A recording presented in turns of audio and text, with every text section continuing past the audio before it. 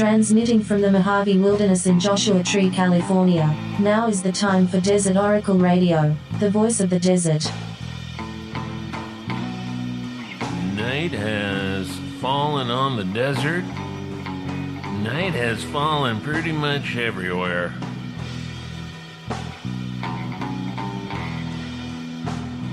Night on Earth. But that's alright. We are the night people, and this is our time.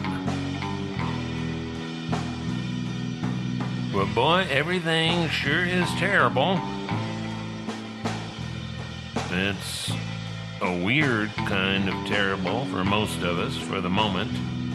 Check back in a half hour. We'll probably have some more breaking news updates for you.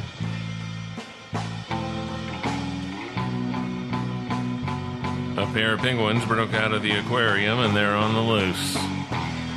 On jet skis. Probably somewhere in the Gulf of Mexico by now. You know where they're headed. The good people of Ogden, Utah have taken to pressing their bare buttocks against their living room windows each day at 4:45 p.m. while screaming in solidarity with nurses. Lasting freedom is forged in crisis. There was a panic in a local Sprouts market in Maricopa County on Thursday when a wild peccary went rampaging through the bagged snacks aisle, leading to fears of javelina to human cross-contamination. Many were trampled beyond recognition. Shoppers, I mean. God save the pigs. Stocks dropped 112% in the first 42 seconds of trading this morning on fears that nobody has heard anything from Europe in about a week now. I hope they're all right over there. I mean, what in the hell? The crew aboard the International Space Station announced on the TikTok that they are not coming back. No thanks, said Commander Eleanor Bargeld of the Space Force.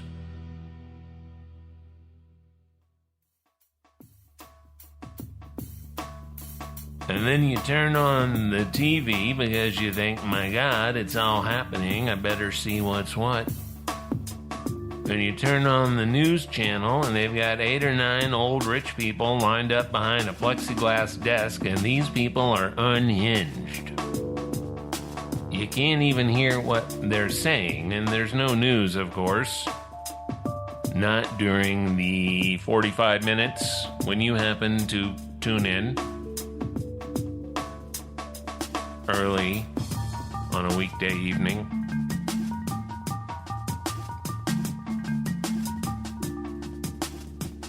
Now this one's going to tell you stories behind the stories, and that one's going to read 37 pages of court documents because there's a lot to unpack here, etc. But you know, we could probably just stick to the actual story for a bit. Kind of find out what's happening. The basics. As things stand. Which nobody knows, really. Because it changes every 6 minutes, and the stuff the expert from Harvard was telling you yesterday doesn't match up with the same expert from Harvard flapping their jaw on the TV tonight. Nothing quite as terrible as television.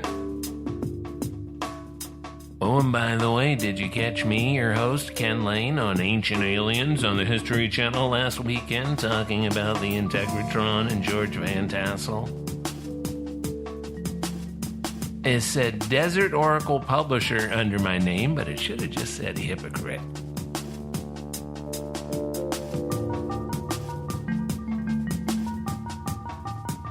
Now, I don't want to mention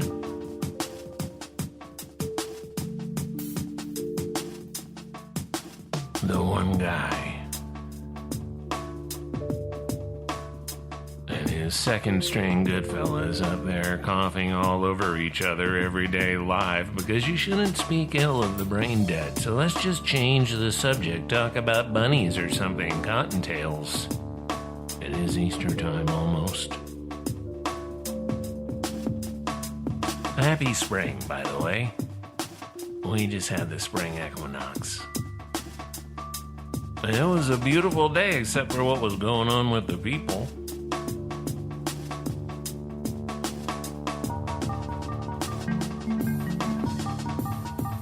The Mojave Cottontail sure is cute.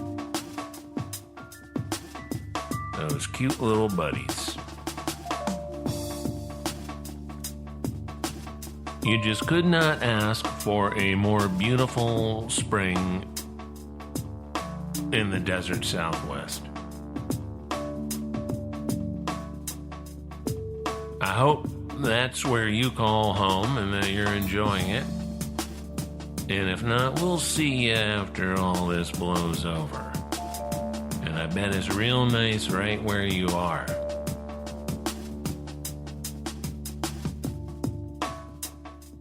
Who knew we could just turn off the smog and the noise?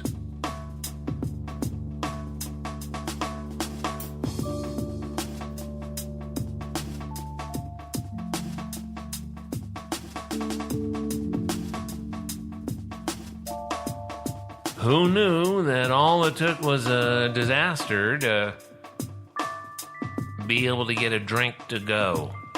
A cocktail for the walk home, you know? Why not? Now that we've stopped driving anywhere.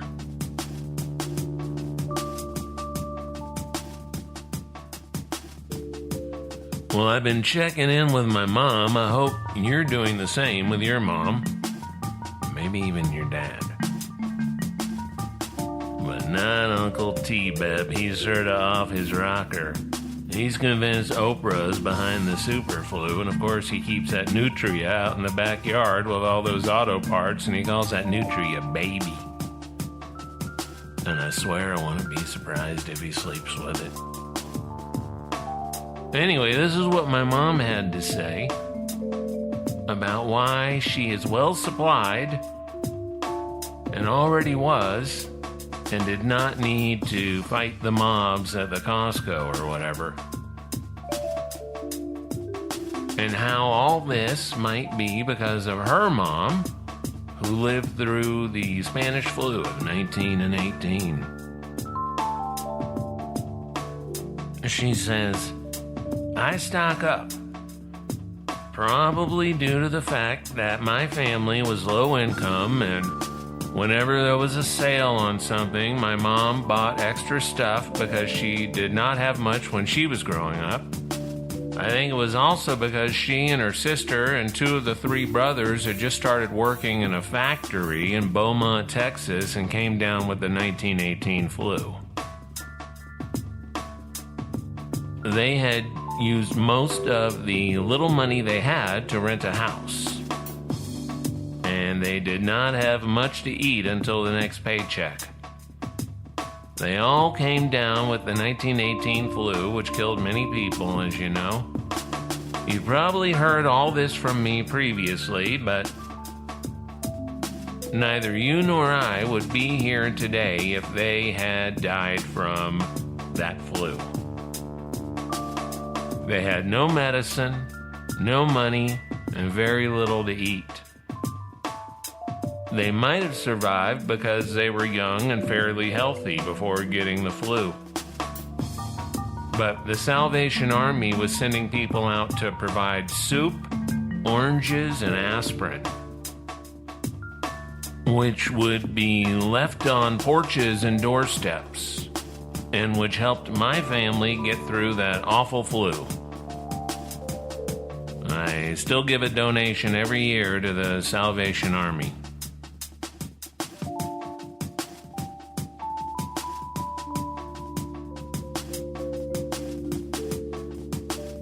You're listening to Desert Oracle Radio, and I'm your host, Ken Lane. person here. Sort of like all the time, but now it's a little bit different. And we hear so much about people in their city apartments and the suburban people. But one thing you don't hear about all too much is about the sparsely populated areas, the small towns, the rural towns, the people who live in the sticks and the boonies in the middle of nowhere.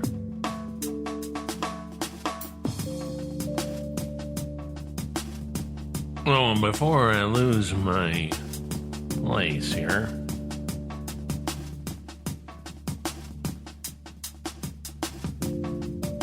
the sounds you're hearing tonight are by Joshua Tree's own Red, Blue, Black, Silver.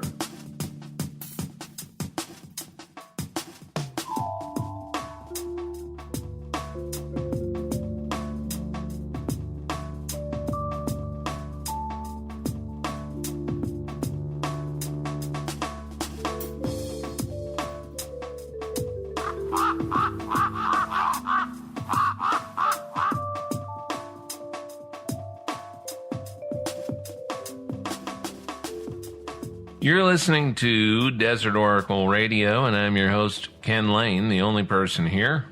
Sort of like all the time, but now it's a little bit different.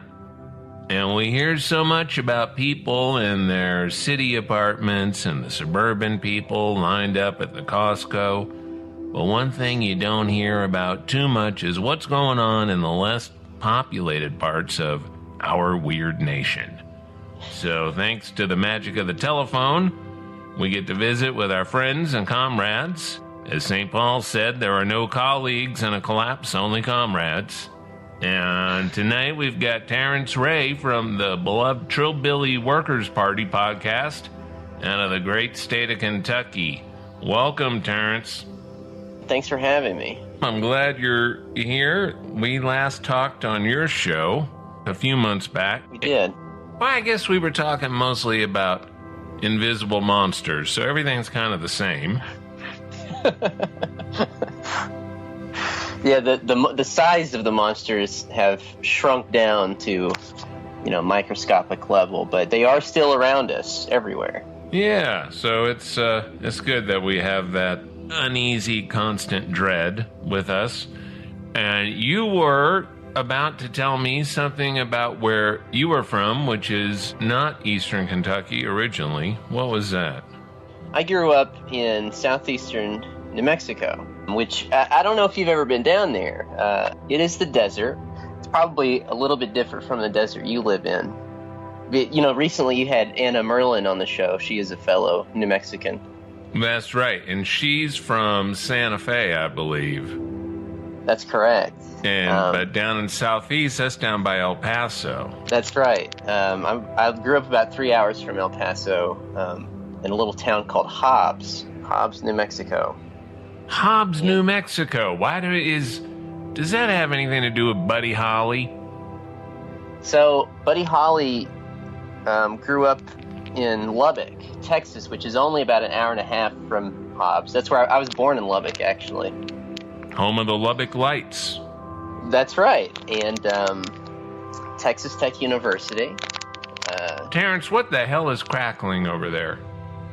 I don't know. Is it on the sound itself, or does it sound like it's behind me? No, it's like a plug that's not in all the way.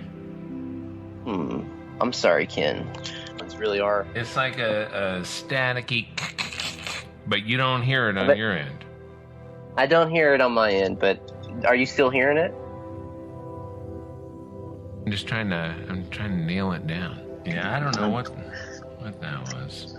Well, I think you're probably right. I think that most people right now are communicating via telecom.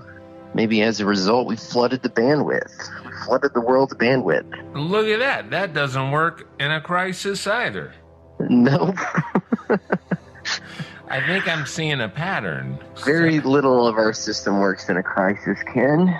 That would defeat the whole purpose. I guess so. I guess it wouldn't be a crisis. It would be what do they call it on CNBC when things are collapsing and they don't want to admit it? A speed bump in the economy. A speed bump. Yes. A blip, a hiccup. Yes. It's time to buy. We were talking about the small town that you're from, which is Hobbs, New Mexico, and we were also talking about it's truly a desert thing to talk in 3-hour distances about the next town. Like, it's only about 3 hours from El Paso. Right. Yeah, it's about 3 hours from El Paso. Only about an hour and a half from Lubbock, Texas. And that's where you're actually from, Lubbock.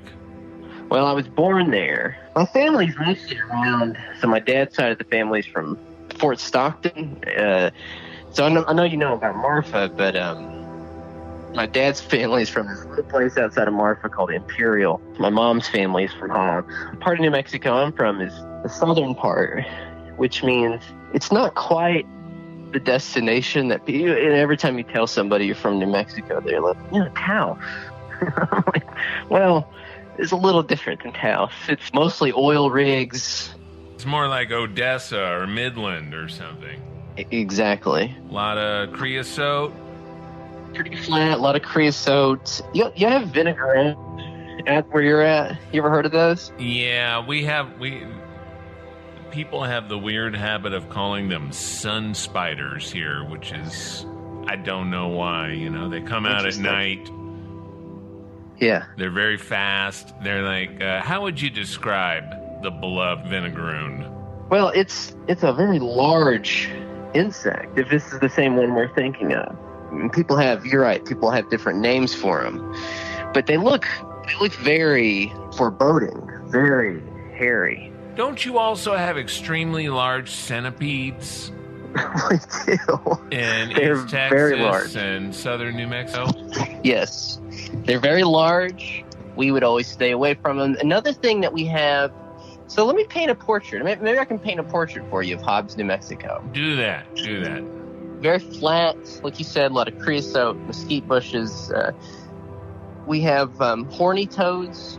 If you squeeze them, they'll spit blood out of their eyes. We have a lot of oil. You look out at the landscape and you see mostly oil derricks and oil rigs. Right now, with the economy crashing, one of the reasons the economy is crashing is because of the oil market and the oil industry in the Permian Basin. So where I'm from, they call it the Permian Basin because in the modern era, the place that you live is defined by the mineral in the ground.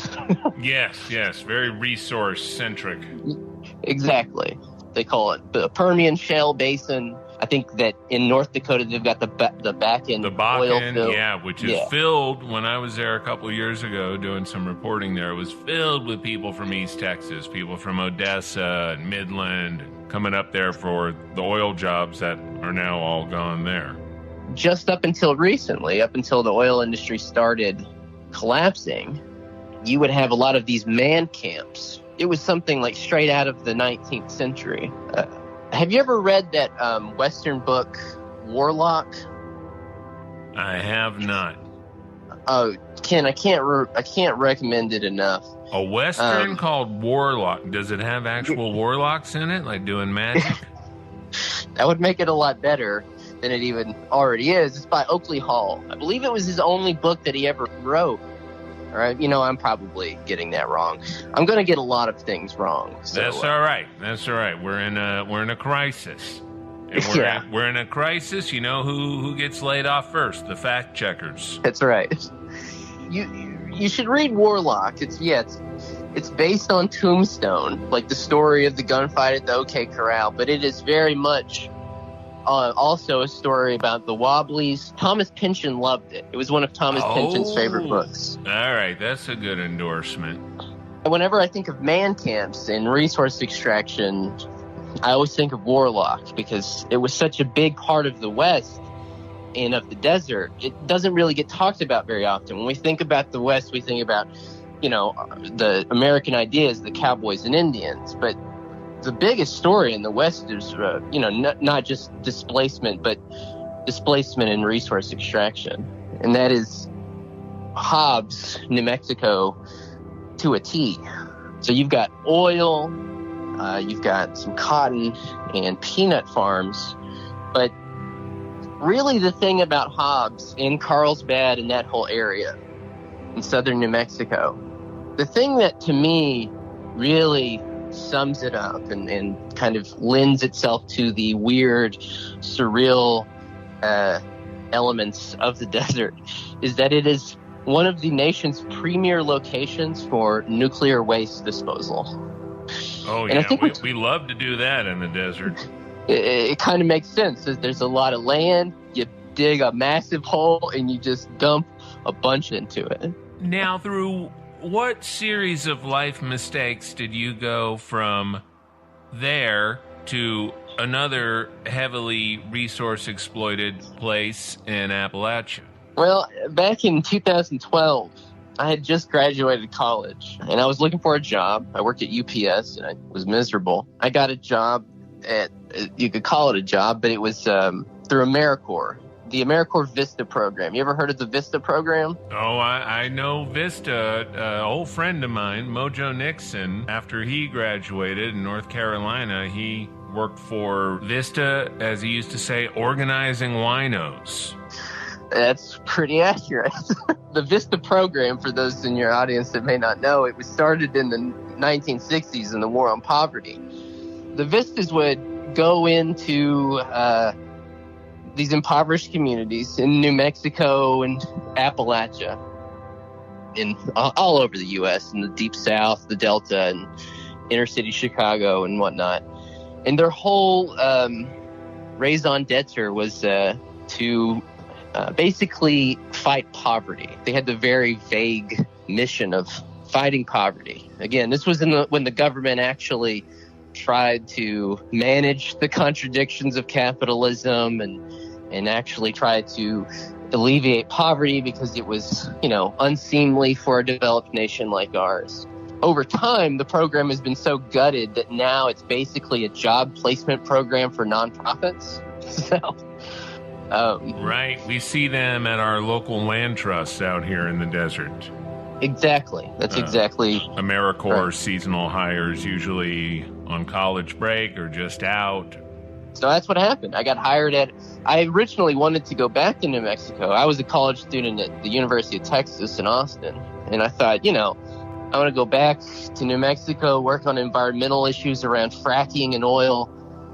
But just through some stroke of fate, someone offered me a job out here, and I thought, why not? It's a lot like New Mexico in some ways. And that's how I wound up in Kentucky. I just never left. So you're in Whitesburg, and you're kind of by the gaps there, right? Cumberland Gap. Yeah. And then there's another gap kind of due south of you. What is it, Pennington Gap or something? That's right, Pennington Gap in Southwest Virginia. Right, the tri-state area.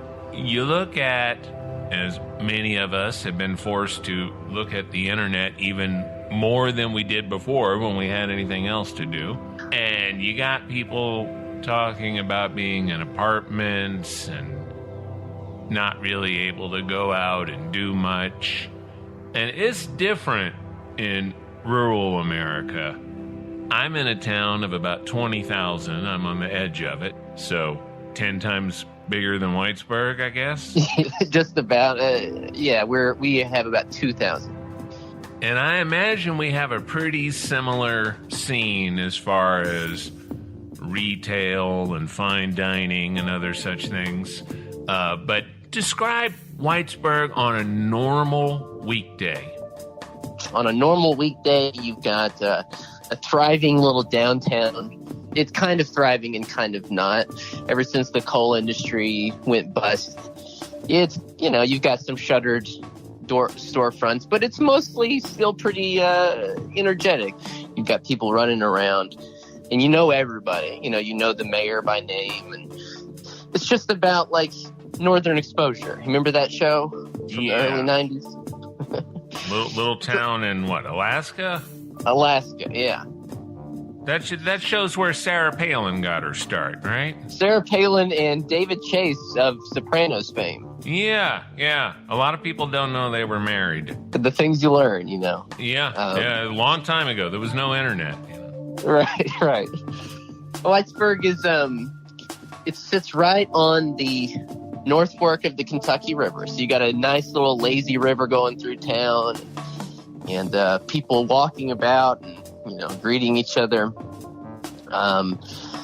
But in the last few days, things are just a little bit weird. Probably like that in your town too, and in most cities in America. There's just a little tension in the air, and no one's quite sure what to do with it. As you know, Ken, you've got haulers. That most of the communities around here started out as centered around the particular nook in a mountain that the people lived in. And the coal industry, when it came in the late 19th century, kind of started to rearrange that with coal camps and coal towns and railroad towns. But it is still more or less the same.